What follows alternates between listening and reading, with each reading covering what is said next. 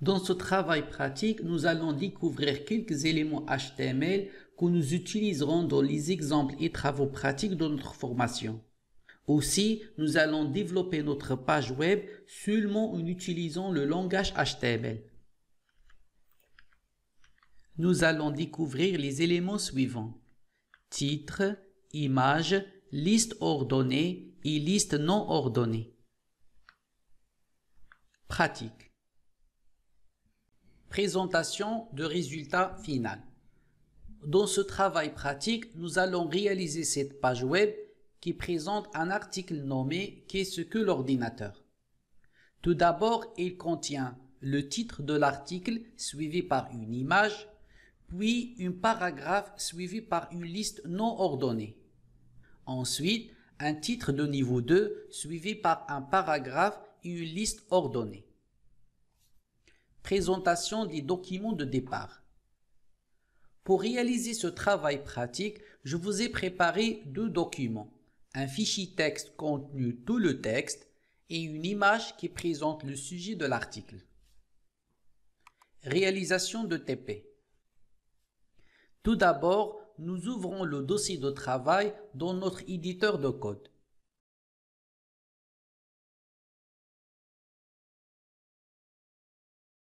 Il contient le fichier texte et l'image que nous allons utiliser. Nous commençons par la création d'un document nommé index.html. Mais pourquoi ce nom? Parce que pratiquement dans un serveur web, la page qui porte ce nom s'affiche par défaut si l'utilisateur consulte notre dossier par une adresse web qui ne précise pas le nom de fichier à consulter. Tout d'abord, nous ajoutons la structure d'un document HTML valide. Puis, nous insérons notre texte à l'intérieur de l'élément body. Avant de commencer notre travail pratique, j'aimerais de vous montrer l'affichage de notre texte sans le structurer par HTML, afin de vous montrer l'intérêt d'utiliser ce langage pour la création des pages web. Le navigateur affiche tout le texte dans un seul bloc, même si notre texte est un peu organisé au départ. Par exemple, nous avons ajouté des routeurs à la ligne et des tirs de 6 pour structurer la liste.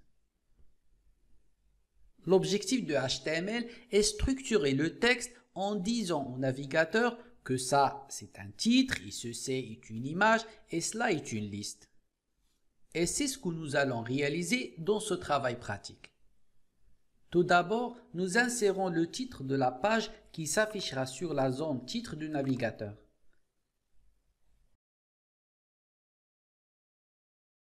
Pour le titre de niveau 1 de l'article, nous utilisons l'élément H1.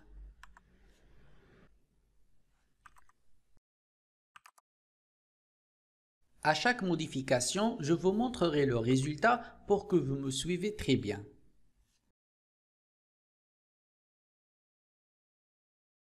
Pour insérer une image à notre document, nous utilisons l'élément EMG, qui contient deux attributs.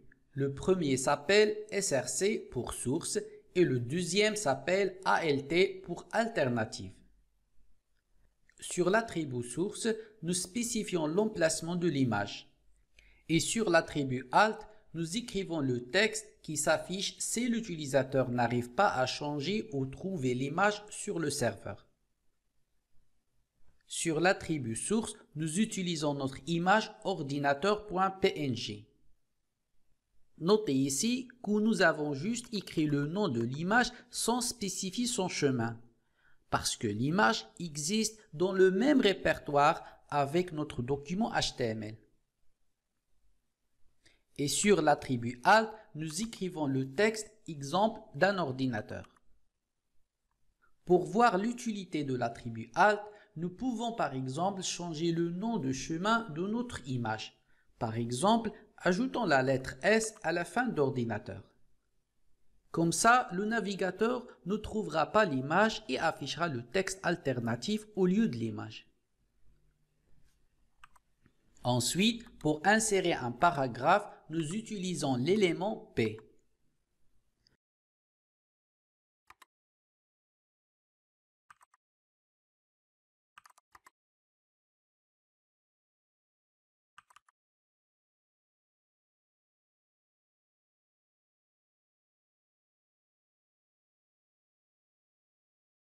Pour insérer une liste non ordonnée, nous utilisons l'élément UL pour Unordered List en anglais. À l'intérieur de liste, nous utilisons l'élément LI pour List Item en anglais, qui représente un élément de la liste. Nous ajoutons seulement le texte sans les tirer de 6, parce que la liste non ordonnée s'affiche par défaut avec des cercles avant chaque élément de la liste.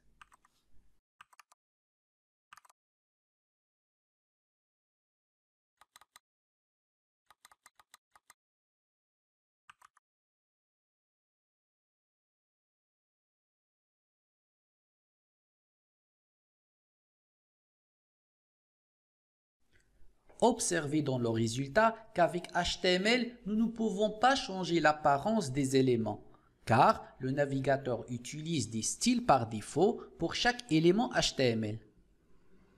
Pour changer cette apparence, nous allons voir dans la partie CSS comment utiliser le langage CSS pour changer l'affichage de chaque élément sur le navigateur.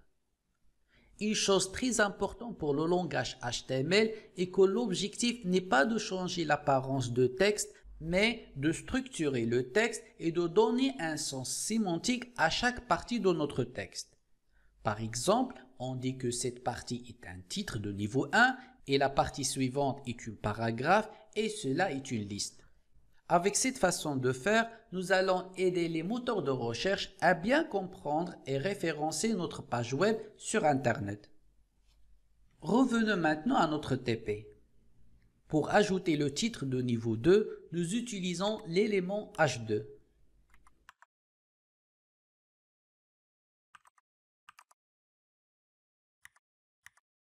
Ensuite, un paragraphe en utilisant l'élément P.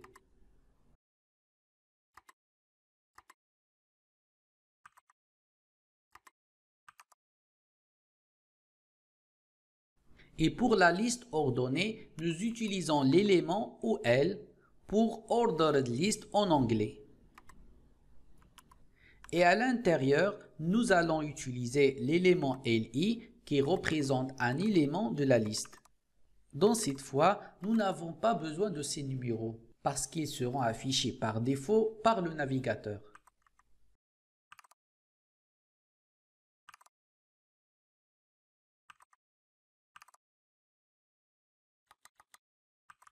Et finalement, on enregistre et on affiche notre article.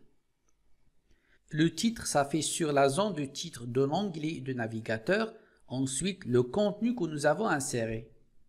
Et à la fin, la liste ordonnée qui s'affiche avec les numéros.